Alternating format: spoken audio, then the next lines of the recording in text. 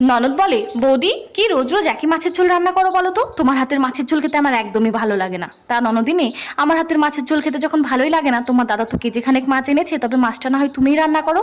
না না বৌদি, মায়ের বাড়ি দুদিন বেড়াতে এসে আমি রান্না বান্না করতে পারবো না। তুমি যখন মায়ের বাড়ি যাও তখন কি রান্না করে খাও?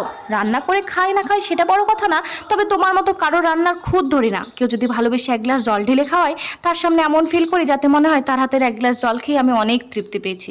রান্না বান্না তো ছেড়েই দিলাম। তা যাও, তুমি গিয়ে স্নান ধ্যান যা করবে করো। দেখছি যদি তোমার রুচির মতো মাছ রান্না করতে পারি তবে না হয় খেতে ডাকবো, না ডাকলে ভাবে রান্না ভালো হয়নি, ডাল দিয়ে না হয় খেয়ে নিও। ননদ যখন এভাবে বললোই, তাহলে আজ সত্যি একঘেয়েমি মাছের ঝোল রান্না না করে একটু আলাদাভাবেই চেষ্টা করি। সম্পূর্ণ নতুন পদ্ধতিতে মাছটিকে বেশ সুন্দর করে রান্না করে ঢেকে রেখে চলে আসি ঘরে। প্রায় দুপুর 2টো বাজতে চলেছে, তখন দেখি ননদ এসে ডাকে, ও বৌদি ভাত দেবে না? না গো, মাছের ঝোলটা আজ এত বাজে রান্না হয়েছে যে বাড়ির সবাই দুবেলার মাছ একবারেই খেয়ে নিয়েছে, তোমার জন্য এক পিসও বাদ রাখেনি।